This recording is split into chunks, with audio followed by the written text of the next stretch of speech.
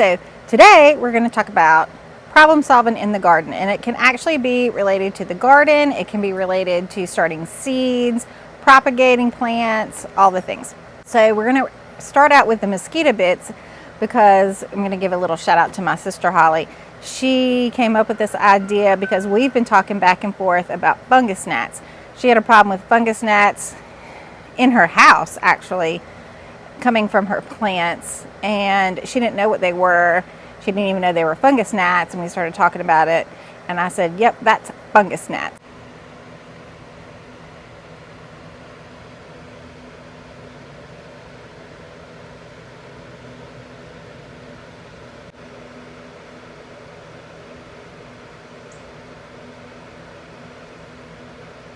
Here are the mosquito bits, and no, I'm not sponsored by any of these products I'm getting ready to show you.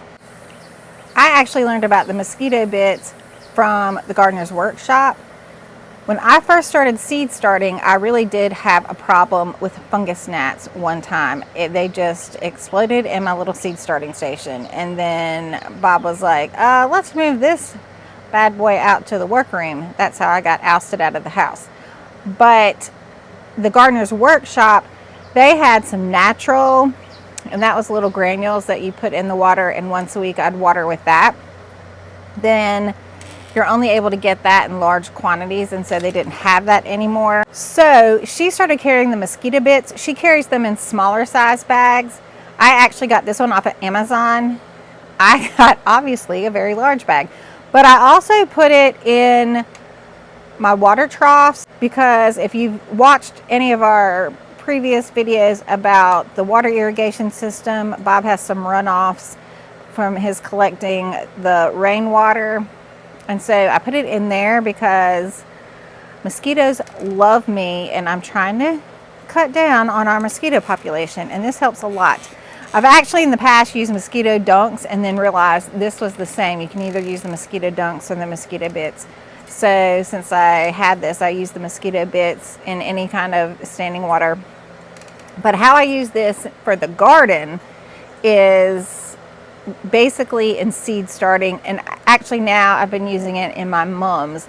I've been propagating a lot of heirloom mums that I'm getting ready to plant out, and trying to keep those watered every day. They're over here. And then I noticed a lot of fungus gnats. So when I'm seed starting, I have the yellow sticky traps, and then that catches my adult fungus gnats. And then once a week, the night before, I'm going to water with the mosquito bits. I will soak that in, and I think it's like 4 teaspoons per gallon or something. You can read it on there. And then I'll soak the bits in the water, and then I'll water all my trays with the mosquito bit water to kill the larvae in any of those trays for my seed starting station. Do that once a week. Just religiously once a week, like, I don't know, I usually pick a day, Monday, Wednesday, something. And then every day, on that day, I'll water with the mosquito bits. Out here, so recently I just noticed on the mums that they have the fungus gnats. So here I just soak the mosquito bits in my watering can, and I watered everything. And then probably in a couple days, I'm going to do the same thing. Instead of just watering once a week with this, since we're outside, and because they're not so young. I feel like with the young plants, I don't know, might kill them or something. Here I know I have a lot, so I'm going to go ahead probably in 3 or 4 days, because I've done this before out here and it worked. Going to go ahead and water the mums that I've propagated. The reason that fungus gnats are a problem, obviously in your house, you don't want gnats in your house. That's a problem. Outside in the garden, the reason it's a problem is if you have a fungus gnat infestation in your garden, the larvae can eat the roots of your plant and kill the plant. And then in your seed starting station, it can kill the roots of your seedlings and kill the seedlings. So that's the problem there. Some people just use the sticky traps, try to catch all the adults with the sticky traps, and that can work. But I choose to also use the mosquito bits to help kill them, the larvae. That's where they bury their eggs in the dirt, and then that's where the larvae are. And so that's where you want to get them, is to water and soak the soil with the water from the mosquito bits. So it does help, even though I know it's called mosquito bits, it does help with the fungus gnats. And then if, like I mentioned, I also use it in the water trough out here for actually killing mosquito larvae in the water troughs, the standing water outside, to cut down on my mosquito population outside. It does say you can use it in your bird baths, rain barrels, ditches, gutters, old tires, and it does say you can use it in your animal watering troughs, that it's okay for that. I have to say I haven't done that. I don't put it in the horse's watering trough. I don't know. I just haven't done it. Freaks me out a little bit. Haven't done it. But it says it's safe and you can do it. Leave that up to you. My next tip in problem solving in the garden is using some Sluggo. You can use Sluggo or Sluggo Plus. Again, I'm not sponsored. So Sluggo Plus also kills earwigs, and I forgot what else. Sluggo just kills snails and slugs. I have the Sluggo because I did read that the Sluggo Plus also can be somewhat harmful to some of the good earthworms and different things. And you know, we do try to be as organic as we can around here. All honesty, I have used the Sluggo Plus. So now I'm trying just your basic Sluggo to see if that is going to be just as effective as the Sluggo Plus.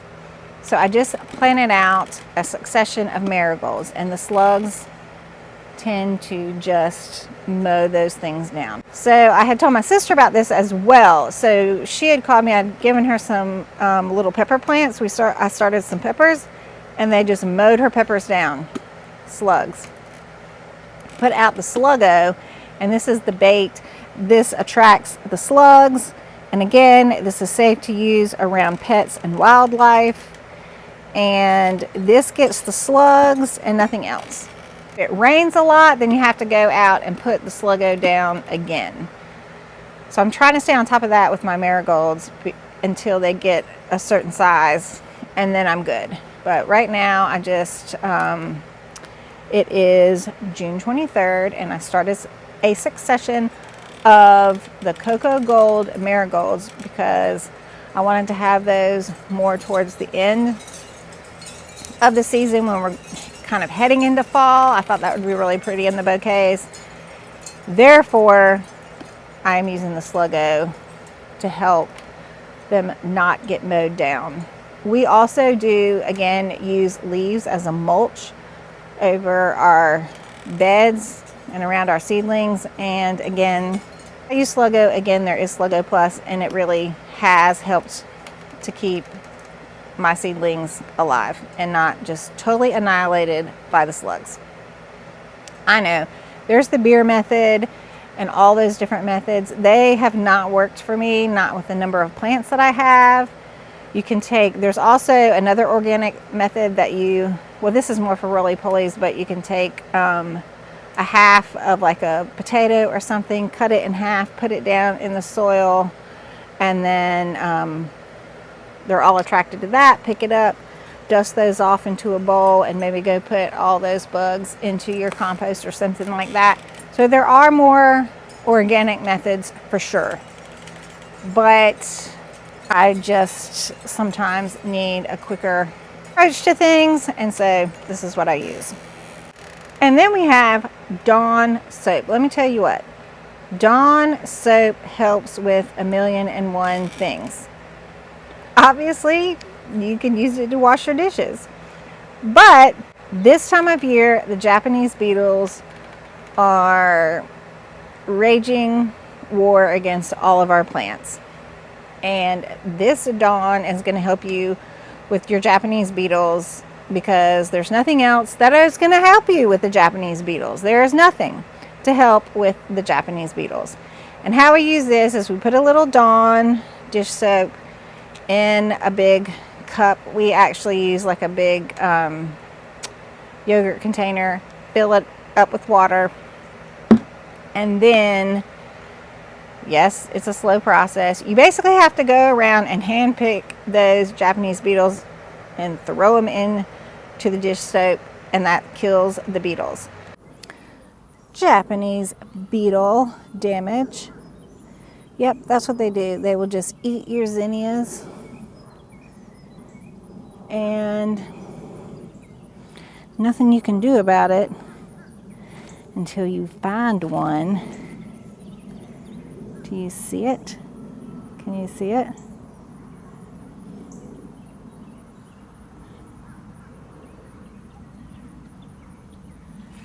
And you take it. Usually I have it in my hand, but you know, can't do that.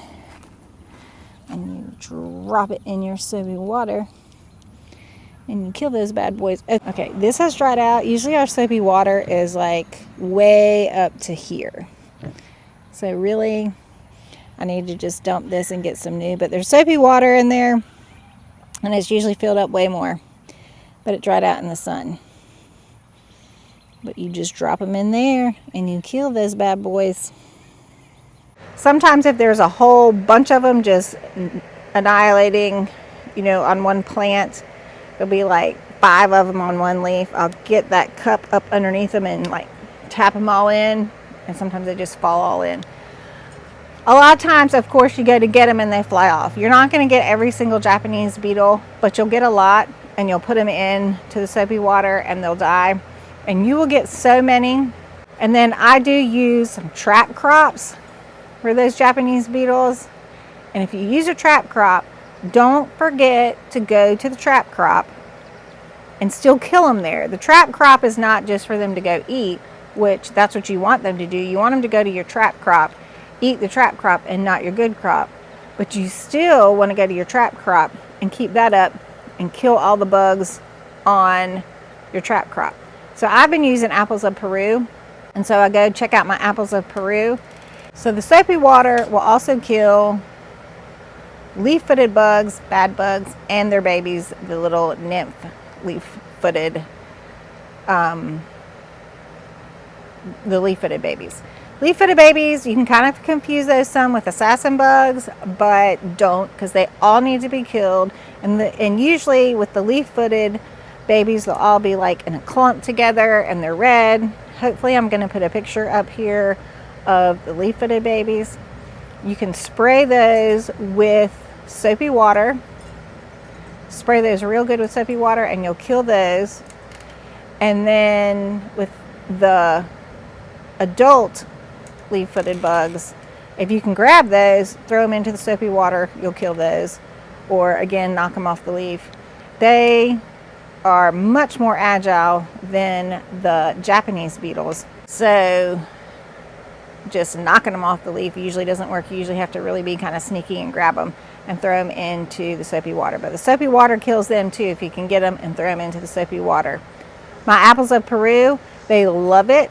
And so I really keep an eye on that and try to really grab all the leaf-footed bugs off of that and throw them into the soapy water. And I have found lots of baby leaf-footed bugs on there, and I try to spray them. So again, keep up your trap crop. Speaking of good bugs, bad bugs, that whole thing, again, I do use trap crops as much as I can. So the umbel plants, like the white dill, yarrow, anything with a little tiny flower and a spray on them, regular dill, trying to think what else, orleia, all those plants. There's a good trap crop and a bad.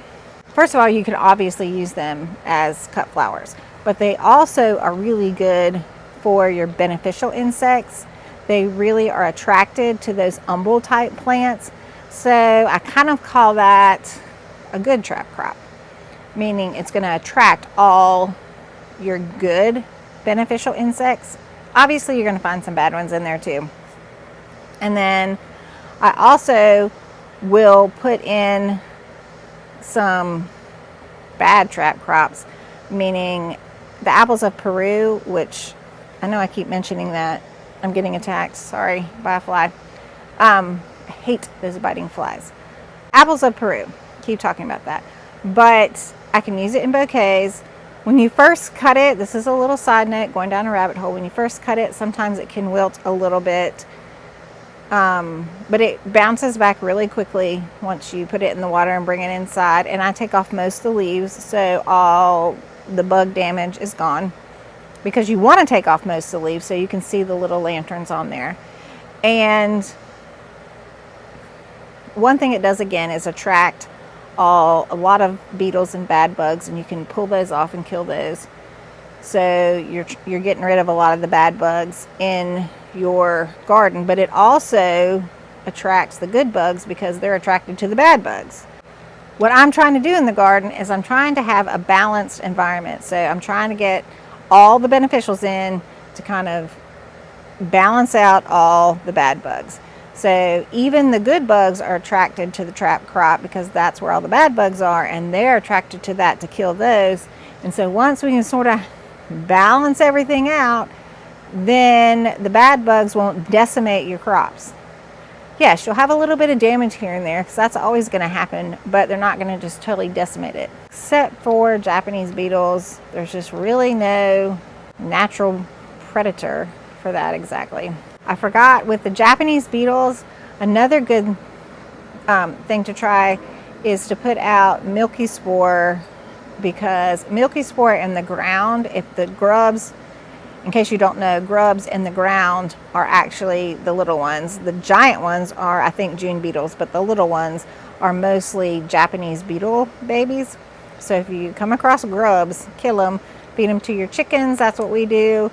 But they're all Japanese beetles just waiting to hatch and come out this time of year.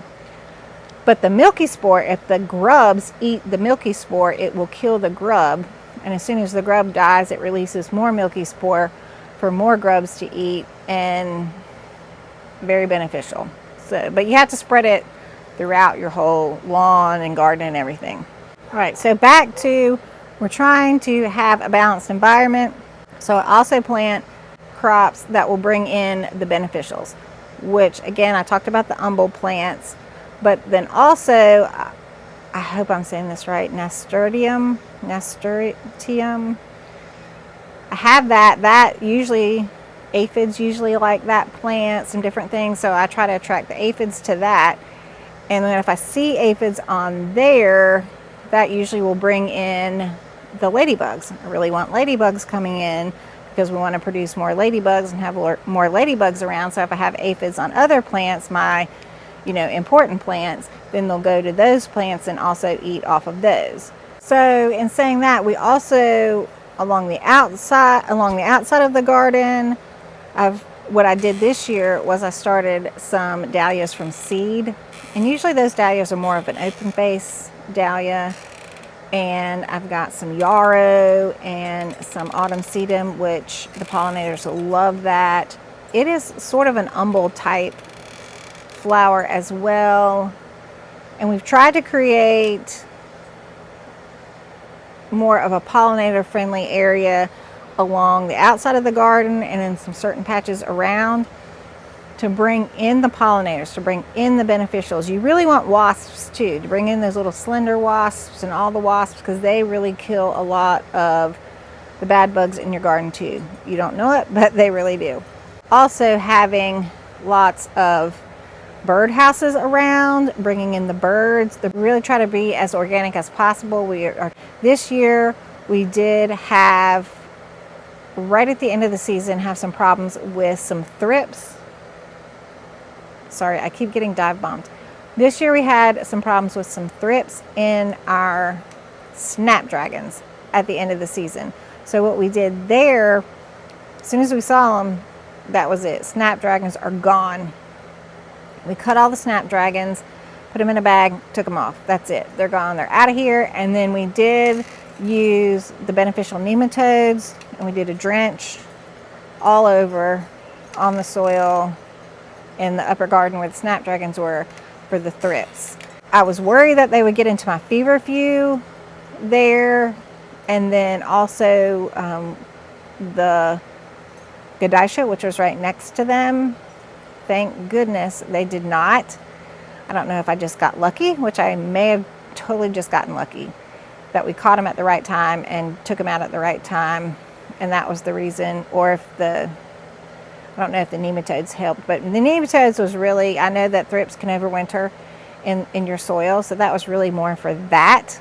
Like, let's try and cut it right here. So I did that, and I guess we'll see this year if we have a thrip problem again.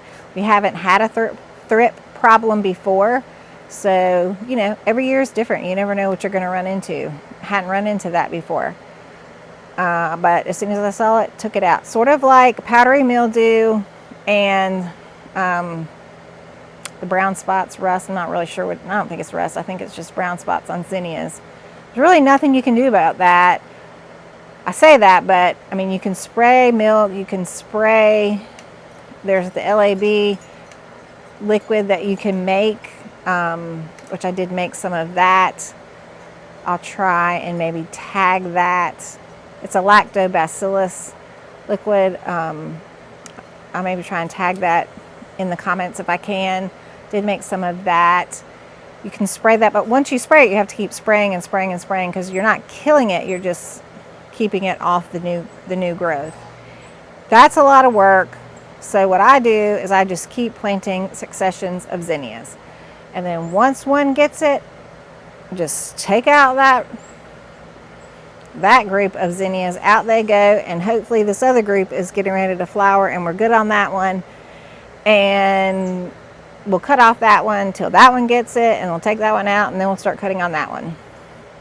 And I kind of plant them sporadically, not all in the same row, like this row and then that row and over there. So I just use succession planting to help with my powdery mildew and take those out, because we don't have time to do a lot of spraying for the powdery mildew and that kind of thing with the zinnias. And in the south where it's humid, you're just going to get powdery mildew and rust. So there's really not a whole lot we can do with that. That's about all that I have for problem solving in the garden, and I really appreciate everybody who's commented on the previous videos. So if you have any comments, questions, comment down below, and I always try to get back with you as soon as possible. Sometimes I get a little busy and I can't do it that day. I'll try to at least do it the next day or so. And I am so thankful for all of you who have left such nice and kind words about the flowers and about how far I've come with the garden.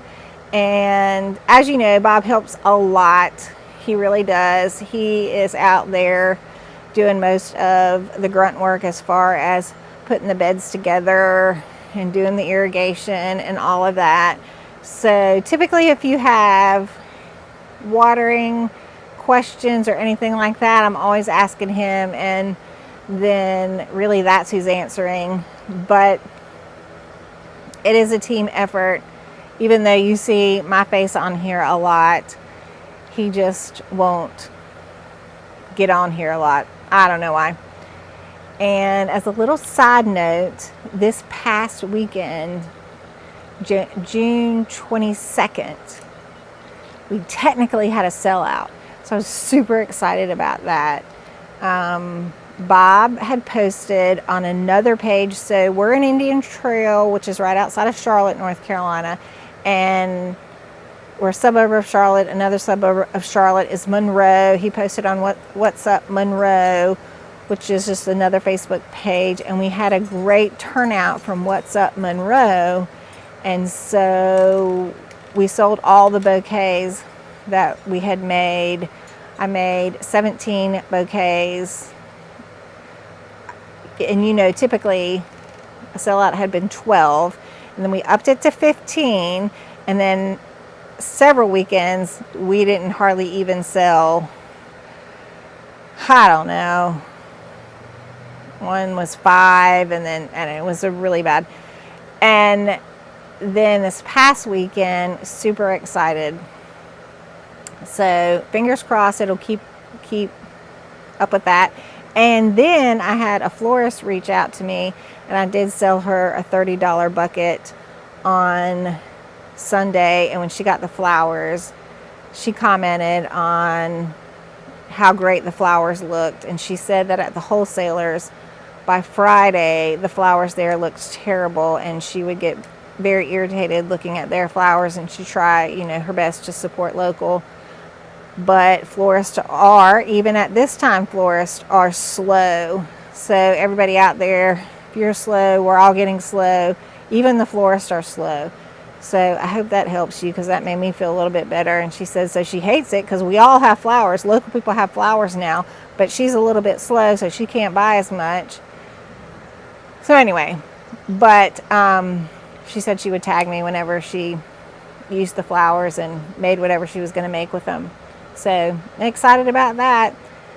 Have to count that as a big win. So I like to share our wins with you all because you've been following along. So I feel like I need to tell you that was a big win for us, that we actually had a sellout and had this florist come get just one small little bucket of flowers from us.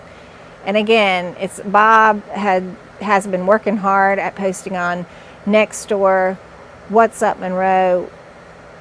Well, What's Up Indian Trail, What's Up Monroe was new, and a lot of these customers were new from What's Up Monroe.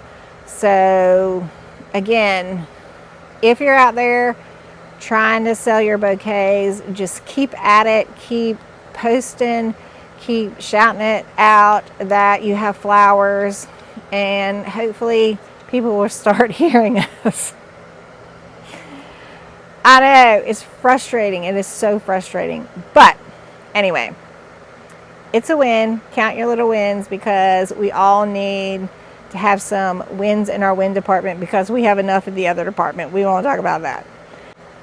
If you have some problems in the other department, hopefully this will help you solve just a couple of those. The adult and the nymph. Ah! Of things.